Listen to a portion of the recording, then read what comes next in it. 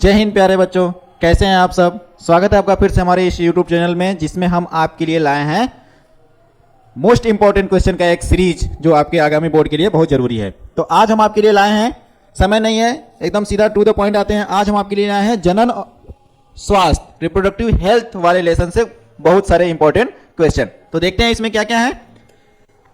तो क्वेश्चन ये है कि कॉपर टी रोकता है, कॉपर टी इंट्रायूटेराइन डिवाइस अंतःगर्भाशयी एक क्या होता है, यंत्र होता है जो क्या करता है कि निषेचन को रोक देता है। कॉपर टी क्यों रोकता है?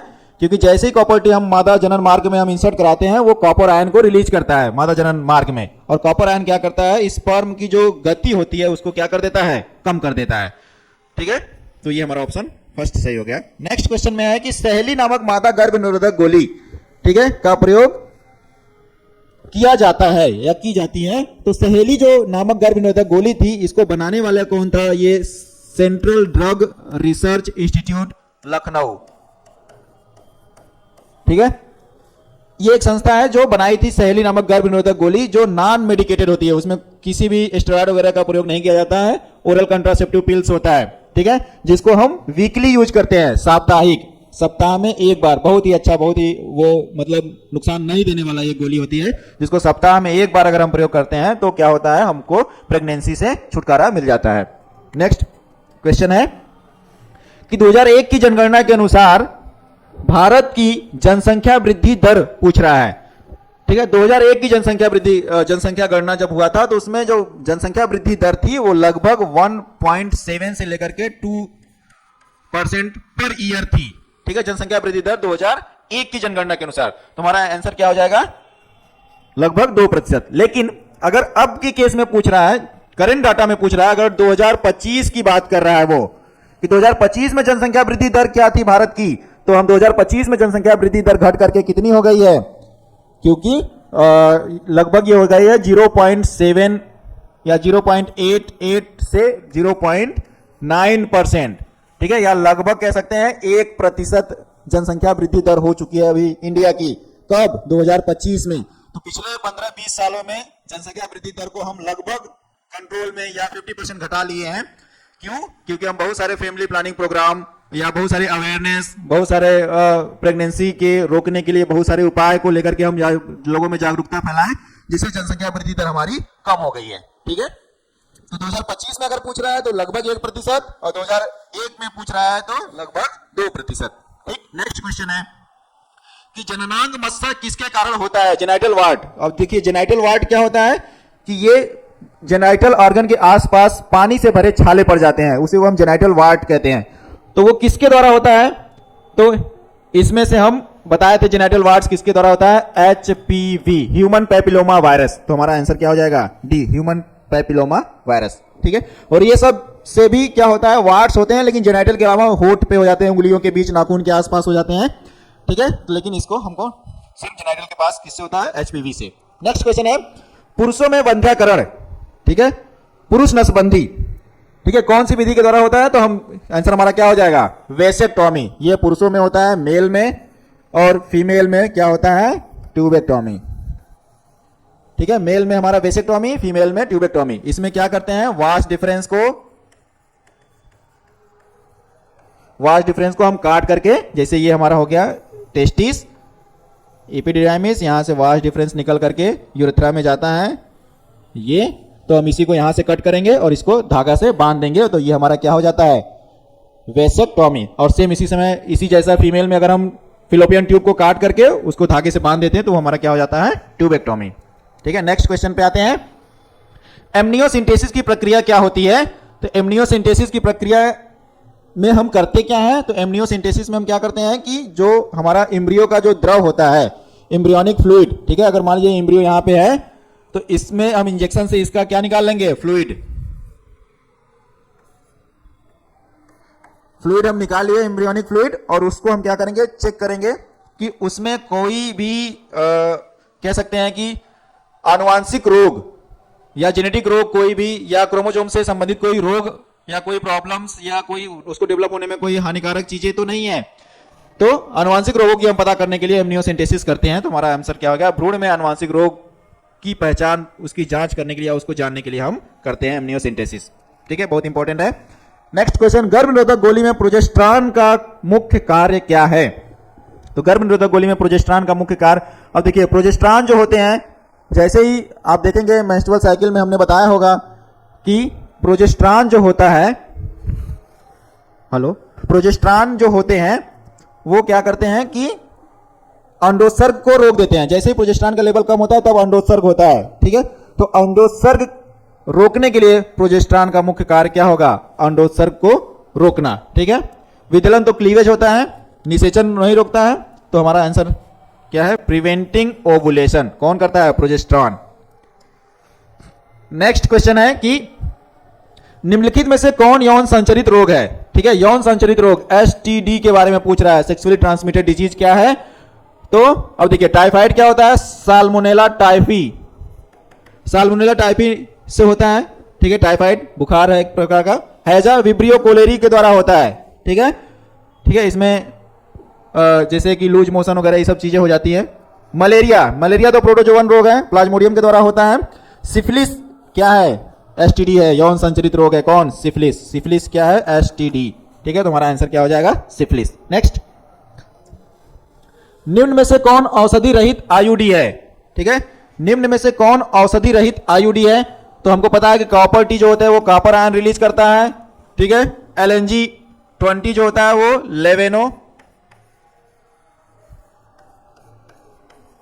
लेवेनोजेस्ट्रॉल रिलीज करता है।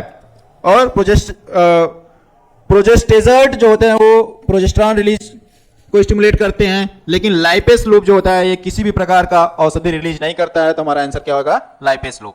नेक्स्ट क्वेश्चन है, निम्नलिखित में कौन हार्मोन मोचक आईयूडी है? अब कौन सा इंट्रायूटेराइन डिवाइस है, अंतःगर्भाशय यंत्र है जो हार्मोन को सिक्रीट करता है, हार्मोन को रिलीज कराता है?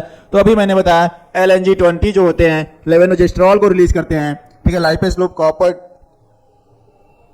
कॉपर टी और मल्टीलोड 70। निम्न में से कौन हार्मोन मोचक आईयूडी है? ठीक है, तो हार्मोन एलएनजी लेवेनोजेस्ट्रॉल को रिलीज करता है। ठीक है, कॉपर टी तो कॉपर आयन को रिलीज करता है, कोई हार्मोन नहीं है। लाइपेस लूप किसी को, लाइपेस लूप क्या होता है कि डबल एस टाइप का एक इंट्रायूटेराइन डिवाइस है। ठीक है, जो स्पर्म के गति को क्या कर देता है? धीरे धीरे रोक देता है। ठीक है, इस तरह से टेढ़ा मेढ़ा, अब जैसे टेढ़ा मेढ़ा रास्ता हो गया तो उस पर जाने में आसानी नहीं होती है, तो इसको स्पर्म को इसको पार करने में लगभग 2-3 दिन लग जाता है, जिससे तब तक स्पर्म की जो लाइफ होती है वो लगभग 48 आवर्स की होती है, तो उतने में वो स्पर्म डेड कर जाता है। तो हमारा आंसर क्या हो गया? बी। ठीक है, नेक्स्ट क्वेश्चन है कि भारत में परिवार नियोजन कार्यक्रम प्रारंभ हुआ, फैमिली प्लानिंग प्रोग्राम। देखिए बहुत ही जनसंख्या नियंत्रण के लिए फैमिली प्लानिंग प्रोग्राम बहुत ही जरूरी था, जो भारत में बहुत पहले से लागू किया गया है। ठीक है, दुनिया का पहला ही ऐसा देश है भारत जो फैमिली प्लानिंग प्रोग्राम लेकर आया था सबसे पहले। और कब लाया था? तो यहां पे देखेंगे कि 1951 ऑप्शन है, ये सही है, लेकिन अगर यहां पे 1952 भी देता है, ठीक है, भारत में फैमिली प्लानिंग प्रोग्राम 1952 में आया था, तो ये नियरेस्ट आंसर है, तो इसको हम सही मान लेंगे। लेकिन ये प्रोग्राम कब आया था? 1952। आप देख लीजिएगा ध्यान से। ठीक है, तो इसके अंतर्गत क्या हम लेकर आए थे? सरकार का ये मानना था कि हम जो दो बच्चों के बीच में डिफरेंसेस होता है उसको हम बढ़ाएं या नंबर ऑफ चाइल्ड को कम करें। ठीक है, तो फैमिली प्लानिंग प्रोग्राम का बहुत सारा उद्देश्य था। इसके अलावा 1977 में अगर देखेंगे तो यहाँ पे इसी चीज को और कह सकते हैं कि और थोड़ा मॉडिफाई करके लाया गया, क्या? Family welfare.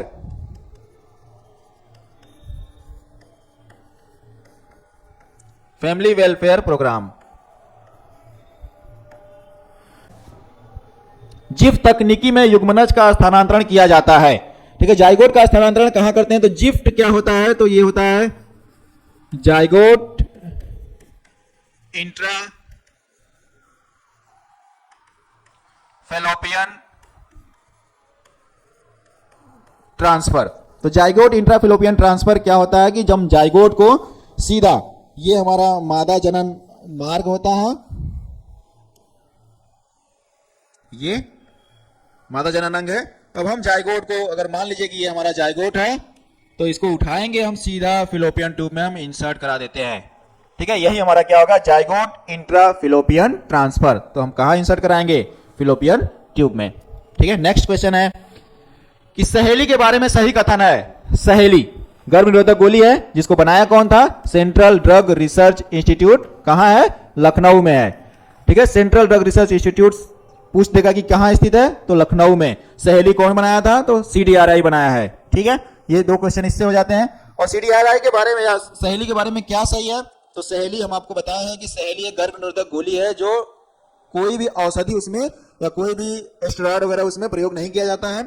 और ये ओरल कंट्रासेप्टिव पिल है, हफ्ते में 1 बार खाई जाती है। और ये बहुत ही कह सकते हैं कि सेफ है गर्भ निरोधक गोली के लिए। तो ठीक है, तो मुख्य गर्भ निरोधक गोली भी सही है, नॉन स्टेरॉयड होती है, ये भी सही है, मानव मादा के लिए बहुत ज्यादा उपयोगी होता है, ये भी सही है। तो हमारा आंसर क्या हो जाएगा, उपर्युक्त सभी।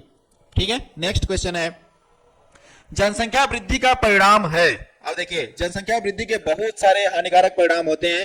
ठीक है, जो भी प्रॉब्लम आ रही है जनसंख्या वृद्धि के कारण ही आ रही है। तो इसमें देखेंगे व्यक्तिगत आय में कमी। ठीक है, व्यक्तिगत आय में कमी हो ही जाती है, क्योंकि एक ही, जैसे अगर मान लीजिए कोई नौकरी कर रहा है, प्राइवेट नौकरी कर रहा है, और उसको जितना पैसा मिल रहा है, और दूसरा बेरोजगार है, तो वो जा करके वहां कह देगा हमको वही उसी काम का और कम पैसे दीजिए, हम काम करेंगे। तो क्या हो जाएगा, उसको निकाल करके दूसरे को रख लिया जाएगा। तो प्रति व्यक्ति आय में कमी हो जाती है। ठीक है, जितने लोग रहेंगे उतना काम कम है, लोग ज्यादा है, तो कम पैसे में काम करना पड़ेगा। प्रति व्यक्ति आयु में कमी।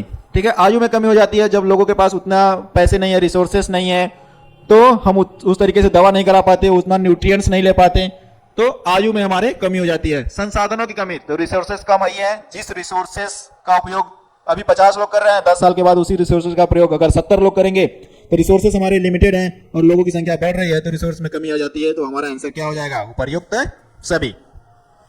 नेक्स्ट क्वेश्चन है, मादा में मुख्य गर्भ निरोधक किसे रोकती है, अंडोत्सर्ग को, ओवुलेशन को रोक देती है। ठीक है, क्यों, क्योंकि जो अगर हम कोई दवा खाते हैं, गर्भ निरोधक गोली खाते हैं, तो वो जो ओवम होता है उसको ओवरी में रिलीज ही नहीं करने देती, तो हम उसको क्या कर सकते हैं, ओवुलेशन को रोक देती है गर्भ निरोधक गोली। ठीक है, नेक्स्ट क्वेश्चन है, परकनली शिशु के बारे में सही कथन क्या है। टेस्ट ट्यूब बेबी के बारे में यहां पे पूछ रहा है। टेस्ट ट्यूब बेबी क्या होता है, इन विट्रो फर्टिलाइजेशन किया जाता है आउटसाइड द बॉडी। ठीक है, शरीर के बाहर हम ओवम और स्पर्म को लेकर के उसको हम फर्टिलाइज कराते हैं, उसके बाद हम उसको माता के शरीर में एंट्री कराते हैं। तो इसके लिए क्या सही है, तो निषेचन व विकास दोनों बाहर नहीं, निषेचन बाहर होता है लेकिन विकास विद इन द मादा के शरीर में होता है। निषेचन शरीर में नहीं, निषेचन तो बाहर ही होता है। ठीक है, बाहर निषेचन, गर्भाशय में विकास। ठीक है, तो सही, यही बात सही है कि निषेचन बाहर होता है। जैसे हम टेस्ट ट्यूब में लेते हैं, लैब में लेके जाते हैं, यहाँ पे स्पर्म भी होता है और ओवम भी है, इन दोनों को फ्यूज कराते हैं और इसमें हम बना देते हैं क्या, जाइगोट। ठीक है, ये हमारा क्या हो गया, जाइगोट। ठीक है, अब इस जाइगोट को हम कहां लेके जाते हैं, इसको हम लेके जाते हैं फीमेल रिप्रोडक्टिव ट्रैक में, या फीमेल के अंदर इसको हम क्या कर सकते हैं, इंसर्ट करा देते हैं, वहां पे इसका विकास हो जाता है। तो हमारा आंसर क्या हो गया, बाहर निषेचन और गर्भाशय में क्या, विकास। ठीक है, नेक्स्ट क्वेश्चन है कि जनसंख्या का वैज्ञानिक अध्ययन कहलाता है। तो जनसंख्या का वैज्ञानिक अध्ययन क्या आता है, डेमोग्राफी। ठीक है, जब किसी बढ़ती हुई जनसंख्या है, किसी भी जनसंख्या, कोई भी जनसंख्या का अगर हम साइंटिफिक स्टडी कर रहे हैं, तो उसको हम क्या कहेंगे, डेमोग्राफी। बायोग्राफी तो होता है कि किसी इंडिविजुअल्स का बायोग्राफी हम पढ़ते हैं, जैसे कि महात्मा गांधी की बायोग्राफी है। ठीक है, किसी महान व्यक्ति की, सरदार पटेल की बायोग्राफी है, या फिर भगत सिंह की बायोग्राफी है, उनके बारे में, उनके जीवन के बारे में हम जानते हैं। ठीक है, नेक्स्ट क्वेश्चन है, जिफ्ट का पूर्ण रूप। ठीक है, जिफ्ट, इसका पूर्ण रूप होता है गैमीट इंट्रा फेलोपियन ट्रांसफर। ठीक है, गैमीट इंट्राफिलोपियन ट्रांसफर। तो इसमें देख लेंगे कौन है, गैमीट इंट्राफिलोपियन ट्रांसफर। हमारा आंसर यही सही होगा। नेक्स्ट क्वेश्चन है कि लैक्टेशनल एमेनोरिया क्या है। ठीक है, लैक्टेशनल एमेनोरिया, अब देखिए, यह भी एक प्रकार का कंट्रासेप्टिव मेथड ही कह सकते हैं। जैसे कि जैसे ही कोई फीमेल किसी नए बच्चे को जन्म देती है, कोई बच्चा को जन्म दिया कोई फीमेल, तो क्या होता है कि जन्म देने के बाद वो ब्रेस्ट फीडिंग कराती है, ठीक है, वो अपना दूध उस बच्चे को पिलाती है। तो जब तक ब्रेस्ट फीडिंग कराती है कोई फीमेल, तब तक उसमें क्या होता है, मेंस्ट्रुअल साइकिल नहीं चल पाते, ठीक है, मेंस्ट्रुअल साइकिल नहीं चलते। तो जब मेंस्ट्रुअल साइकिल नहीं चलेगा तो ओवम रिलीज नहीं होगा, और जब ओवम रिलीज नहीं होगा तो क्या, फर्टिलाइजेशन नहीं होगा, और फर्टिलाइजेशन नहीं हुआ तो हमारा बर्थ कंट्रोल हो जाता है। तो यही चीज है, इसमें क्या कह रहा है कि ये प्राकृतिक गर्भनिरोधक विधि है। तो सही बात है, इसमें हम कोई ना दवा खा रहे हैं ना कोई बैरियर का प्रयोग कर रहे हैं, फिर भी हमारे गर्भ में बच्चा नहीं हो रहा है। क्यों? क्योंकि ओवम रिलीज ही नहीं हो रहा है। आवर्त चक्र का अभाव, ठीक है, पीरियड होता ही नहीं, मेंस्ट्रुअल साइकिल चलती नहीं, तो आवर्त चक्र का अभाव है, ठीक है। ए और बी दोनों, तो दोनों सही है। ये क्या है, अस्थायी गर्भनिरोधक नहीं, अस्थायी गर्भनिरोधक नहीं है, ये टेम्पोररी है, ठीक है। जब तक महिला ब्रेस्ट फीडिंग कराती है बर्थ के 3-4-5 महीने तक, तब तक क्या होता है, उसमें निषेचन की संभावना लगभग कम रहती है, ठीक है। तो हमारा आंसर क्या हो जाएगा, सी, ठीक है। नेक्स्ट क्वेश्चन है कि एक शुक्राणु को सीधे अंडाणु में डालने की प्रक्रिया, ठीक है, स्पर्म है, उसको सीधे हम कहां प्रवेश करा दे रहे हैं, ओवम में,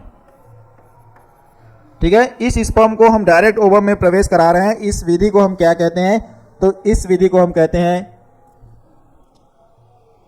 इंट्रा साइटोप्लाज्मिक, ये साइटोप्लाज्म है हमारा, तो इसको हम बोल देते हैं इंट्रा साइटोप्लाज्मिक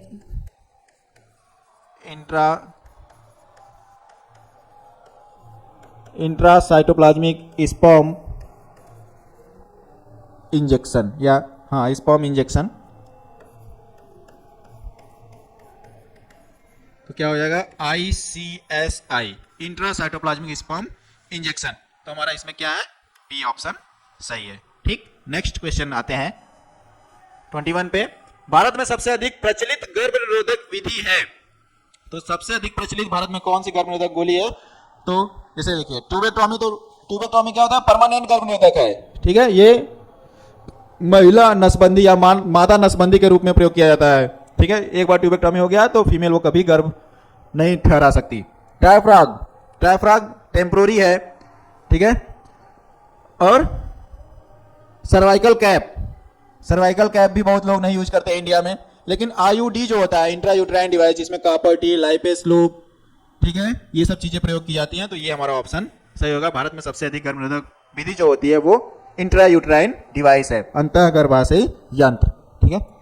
नेक्स्ट क्वेश्चन है कि MTP कितने सप्ताह तक सुरक्षित रहती है, तो MTP जो होती है, ठीक है, फर्स्ट ट्राइमर जो होता है, ठीक है, पहला तिमाही, ठीक है। क्या है MTP, मतलब मेडिसिनल ट्रांसमिटेड या medicinal transmission of pregnancy, MTP जो होता है, तो वो पहले 3 महीने तक, फर्स्ट ट्राइमर जो होता है उसी में ये उपयोगी होती है। उसके बाद ये थोड़ा हानिकारक हो सकता है जच्चा बच्चा दोनों के लिए। तो फर्स्ट ट्राइमर में हम क्या कर सकते हैं, MTP करा सकते हैं। तो हमारा आंसर क्या हो जाएगा, 12 वीक, ठीक है। नेक्स्ट क्वेश्चन आते हैं, महिलाओं में बंध्याकरण की विधि क्या कहलाती है, तो मादा नसबंदी को हम कहते हैं ट्यूबेक्टॉमी, ठीक है, ट्यूबेक्टॉमी। वेसेक्टॉमी हम किसको कहते हैं, पुरुष नसबंदी को हम वेसेक्टॉमी कहते हैं, और मादा नसबंदी को हम क्या कहते हैं, ट्यूबेक्टॉमी, ठीक है। इम्प्लांटेशन क्या होता है, जब हम जाइगोट जब विभाजन करके मारूला या ब्लास्टुला बनाता है, ब्लास्टुला का अंतःक्षेपण, ठीक है, कहां पे, मादा के गर्भाशय में अंतःक्षेपण क्या कहलाता है, इम्प्लांटेशन होता है, ठीक। नेक्स्ट क्वेश्चन है, एमनियोसिंथेसिस में विश्लेषण किया जाता है, एमनियोसिंथेसिस में किसका विश्लेषण किया जाता है, तो हम बताए थे पहले कि एमनियोसिंथेसिस में हम एमनियोटिक फ्लूइड को निकालते हैं, ठीक है। जो गर्भाशय के चारों तरफ एक द्रव भरा रहता है, उसको हम निकाल करके उसमें टेस्ट करते हैं कि उसमें कोई आनुवांशिक रोग तो नहीं हो रहा है, तो उसमें हम किसको निकालते हैं, एमनियोटिक फ्लूइड को। नेक्स्ट क्वेश्चन है, जन्म नियंत्रण की एक विधि है, ठीक है, बर्थ कंट्रोल की इनमें से कौन सी एक विधि है, तो देखेंगे जिफ्ट क्या होता है, गैमीट इंट्राफिलोपियन ट्रांसफर, ठीक है, जिसमें हम गैमीट को फिलोपियन ट्यूब में ट्रांसफर कर देते हैं, स्थानांतरित कर देते हैं, और वहां से फिर बच्चे का विकास होता है, ठीक है। HJF ये भी नहीं है। IVF, ठीक है, IVF ये क्या होता है कि ये एक तकनीकी है जिसमें अगर मान लीजिए कि मेल या फीमेल दोनों में से किसी एक में कमी है कि वो फर्टिलाइजेशन नहीं करा पा रहे हैं, तो उसके लिए आईवीएफ का प्रयोग किया जाता है। आईयूडी, ठीक है, आईयूडी क्या है कि ये है एक इंट्रा यूट्राइन डिवाइस, ठीक है, इंट्रा यूट्राइन डिवाइस है जिसमें जो क्या करता है, बर्थ को कंट्रोल करता है। तो हमारा आंसर क्या हो जाएगा, एक आईयूडी, इंट्रा यूट्राइन डिवाइस, हमारा ये आंसर सही हो गया। नेक्स्ट, तो थैंक यू, ये था रिप्रोडक्टिव हेल्थ से कुछ इंपॉर्टेंट क्वेश्चन। ऐसे ही हम और सारे लेसन से इंपॉर्टेंट क्वेश्चन लेकर आएंगे जो आपके लिए एग्जाम के लिए बहुत जरूरी होता है। तो ऐसे ही वीडियो को लाइक करिए और शेयर करिए और अपने दोस्तों को जागरूक करिए ताकि वो एग्जाम में अच्छे प्रदर्शन कर सके। Thank you.